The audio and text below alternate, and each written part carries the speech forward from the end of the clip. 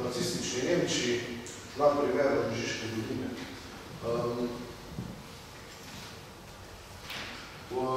Po letu 1932, ko v Nemčiji prevzadnjo oblast nacisti, pričnejo z sistematično vzgojo celotne terapine v smeri nacionalsocializma, seveda za bodoče nemške vojake, tu se že začne preko to spreminjanje politične usmeritve Nemčije iz nekakšne neutralnosti v smer nacionalizma. Glede šolske obveznosti lahko rečemo, da so imeli klasično osnovno šolo z 8. razredi ljudske šole, potem je bila še tudi poklicna šola, ki so jo morali otroci oziroma kasneje dijaki tudi uporabiti. Po poklicni šoli pa seveda so bile srednje oziroma višje šole in tudi univerze. Zanimivost pri tem šolskem sistemu je ta, da je imel vpliv na to, kakšno izobrazbo lahko dosegel posameznik nemško državljanstvo. In sicer polnopravni nemški državljani, ki so lahko študirali in v bistvu obiskovali vse šole po želji, imeli so obvezo, da končajo poklicno šolo, manj od tega niso mogli.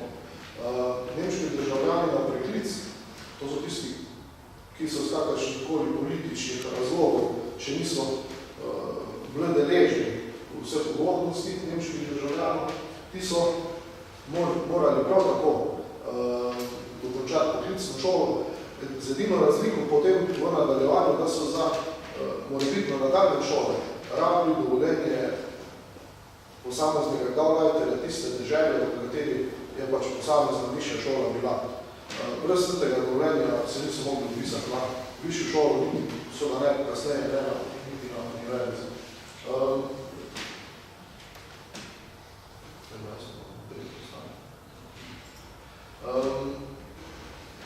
Potem zadnja kategorija oziroma tretja kategorija nemških državljanov, to so bili pa tako imenovani zaščitenci, ki so bile osebe brez državljanstva, ti so lahko obiskovali osnovne šole, če so v šolah imeli zadnji prostor, oziroma če so imeli na šoli dovolj učiteljskega kadra, da so lahko tudi te otroke vključili v šolski proces. Lahko so po končani ljudski šoli odšli tudi na poklicno šolo, ampak z dovoljenjem gauleiterja oziroma takratnih političnih oblasti. Medtem, ko so bile njim, rekel čisto normalne, srednje ali pa višje šole, vsem nedostopne. No, to je potrebno tudi povedati, šole so vodili šolski upravniki, v današnjem pogledu primerljivi z ravnatelji šol.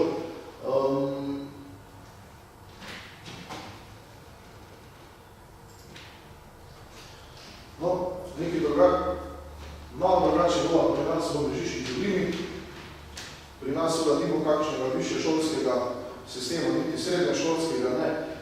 Šolski sistem v času pred drugo svetovno vojno temelji na ljudskih šolah, ki so bile seveda malo tiste večje v večjih krajih, kot so Črna, Mežica, Prevalje in Ravne oziroma Kruška.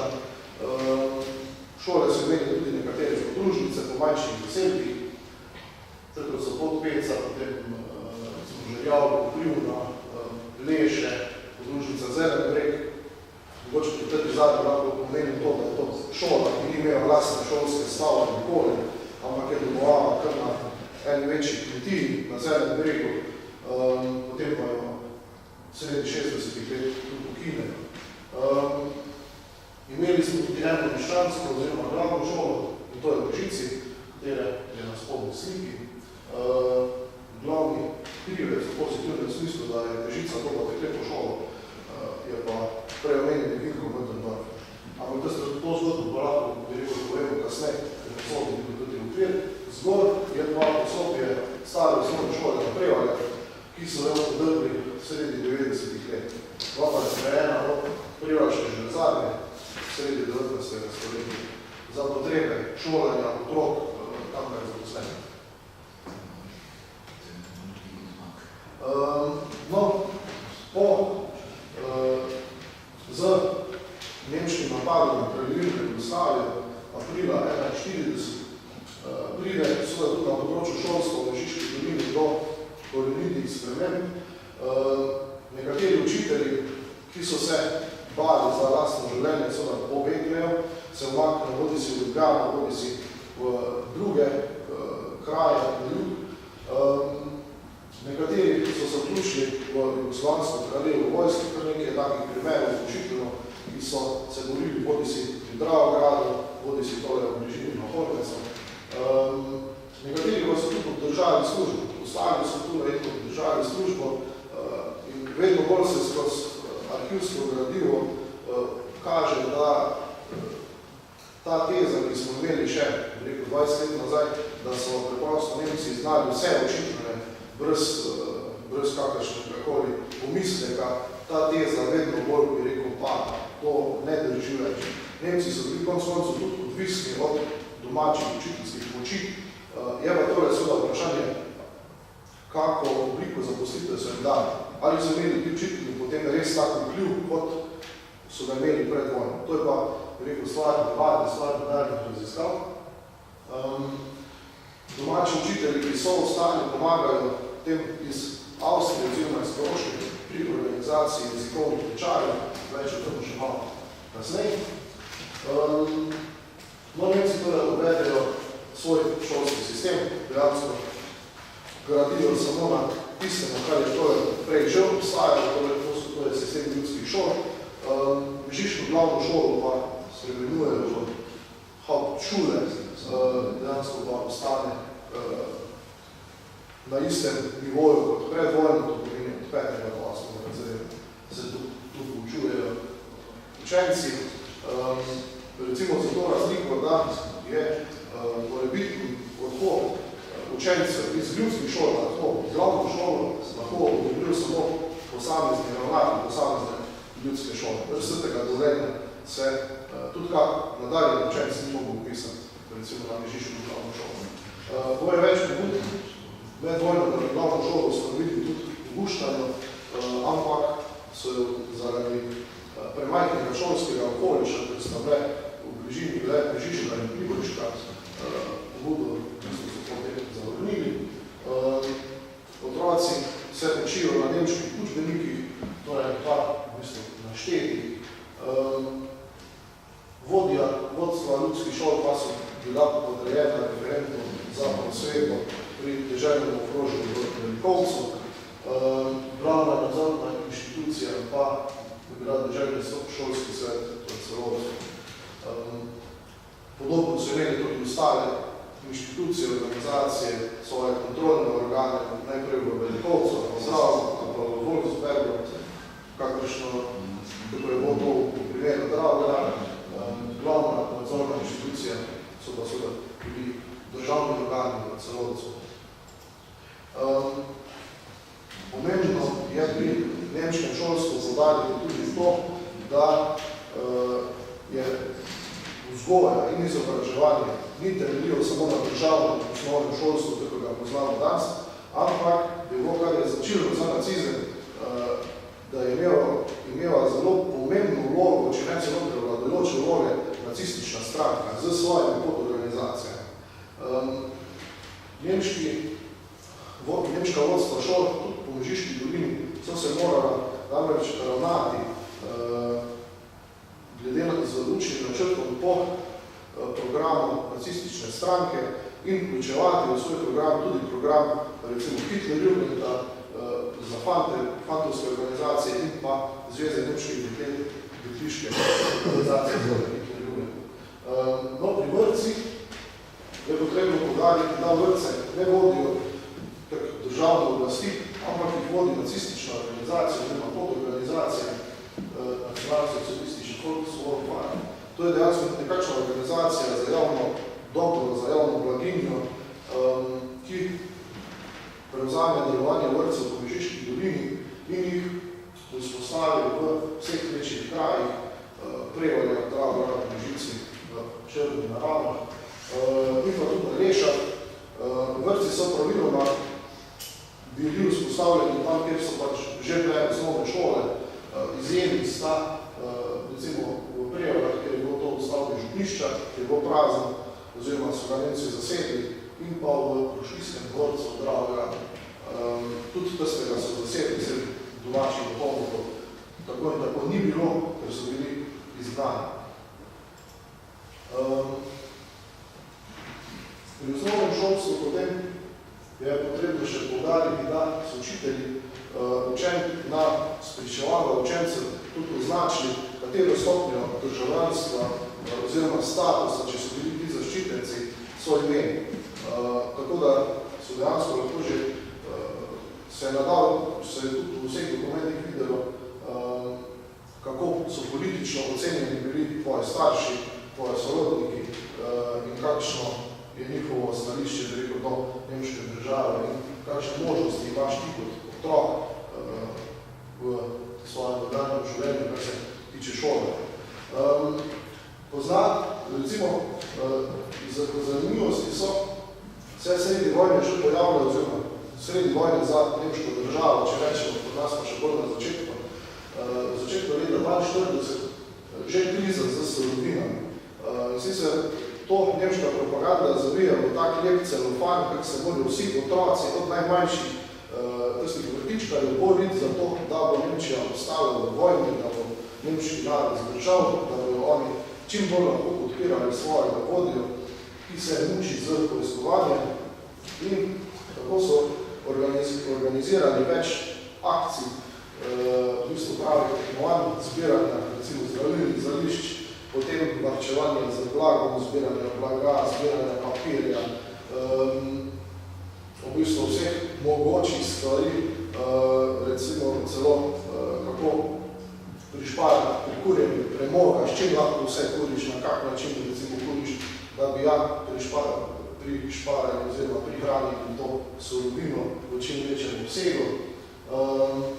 Seveda v ta sklop sodi tudi uničevanje slovenskih knjig, ki jih Nemci večino šolskih knjižnic tako in tako uničijo, ko pridejo knjige zažgejo ali pa jih dajo po predelavo na star papir, razen tistih par izvodov, ki so romali kot obvezni izvod v spodno Avstrijo na grad, ki so zbirali gradivo, so vse ostale šle pod predelavo. Potem v letu 1943 uvedejo tudi vodje razredov, da bi povečali disciplino med dijaki. Za vodje postavijo dijake oziroma učence z najvišjim činom znotraj Hitlerjugenda. Potem recimo pri počitnicah so jih na Koroškem imeli od 7. julija do 27. augusta. Za celotni nemški rajh so bili 3-4 datumi teh počitnic in potem so se posamezne dežele enostavno odločile, v katerem datumu bojo te počitnice, v katerem roku te počitnice izvede. No, recimo Koroška in Štajerska sta imeli v istem obdobju počitnice. Ravno zaradi teh prepletenosti Hitlerjugenda oziroma teh prepletenosti nemškega vzgojnega izobraževalnega sistema na eni strani državnim inštitucijam, na drugi strani pa med politično stranko, to je nacistično stranko, pride večkrat do nasprotnih interesov, kar se kaže tudi v tem, da so nekatere učitelje med vojno premeščali, odstavljali oziroma jih kar napotili na front. Tak primer je recimo tudi to Ušten, bil za enega učitelja, ki je nekoliko skritizirao nemško oblast in so ga poslali na front, pa se ni več vrnil. Tu imamo dve osnovni šoli še, stara osnovna šola na Hormecu, danes ne stoji več, stara tam, kjer je bil mejni prehod, potem pa osnovna šola Tovski vrh, ta pa še stoji čisto blizu naravno.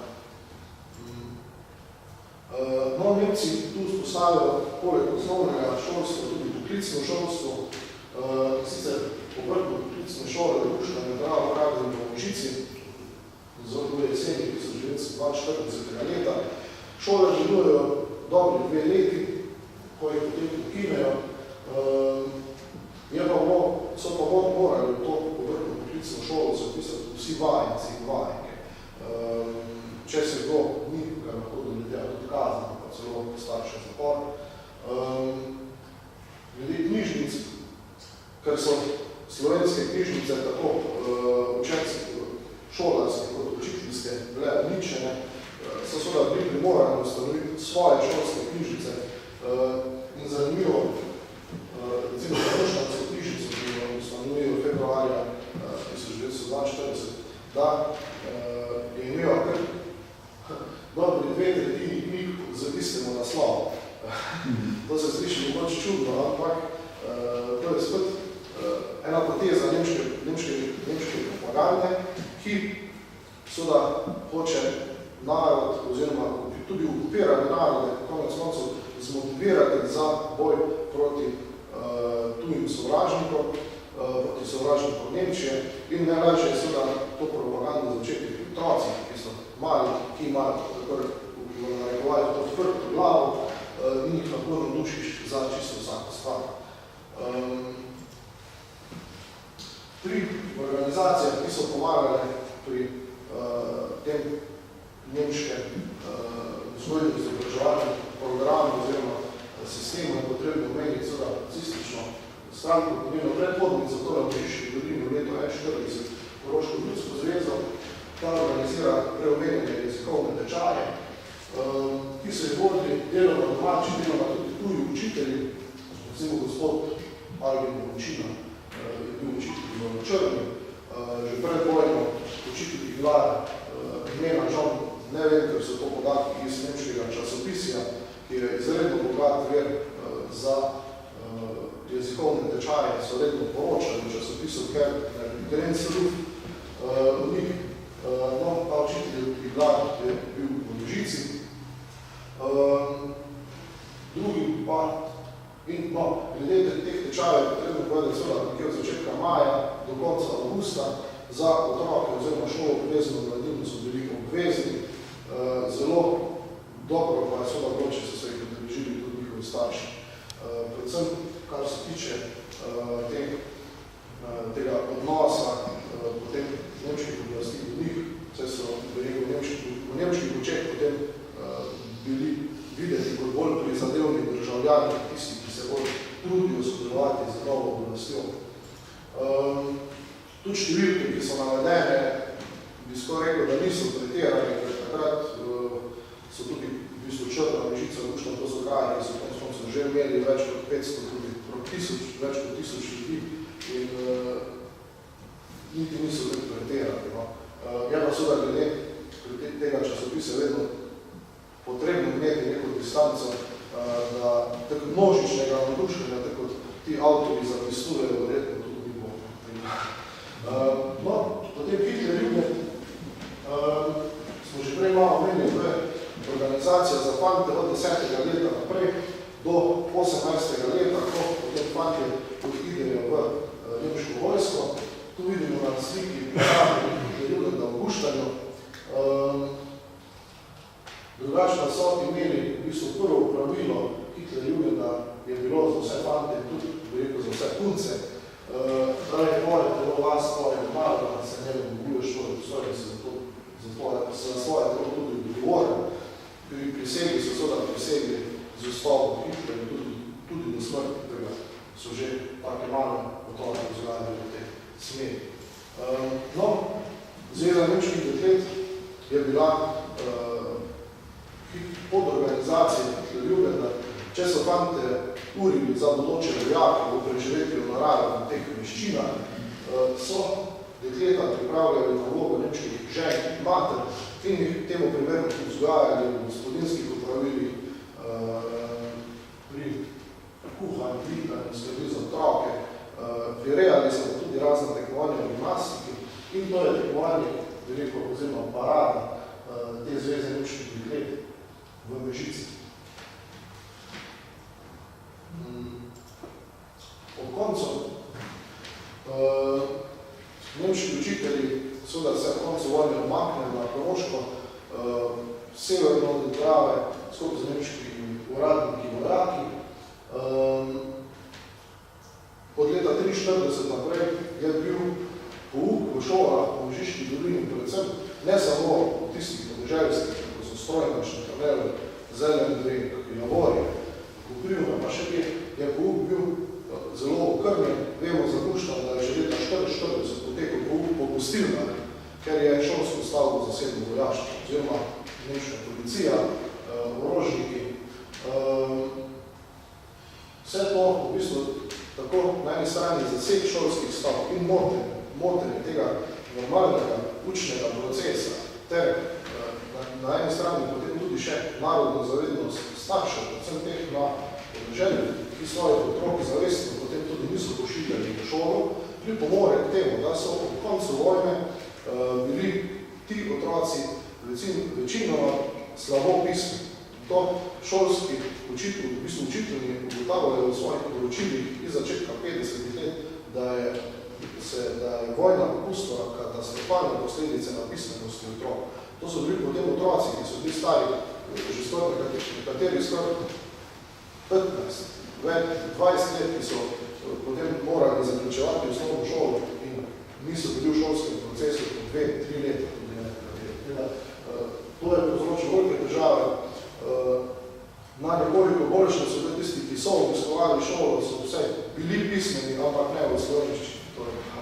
To je pa logično.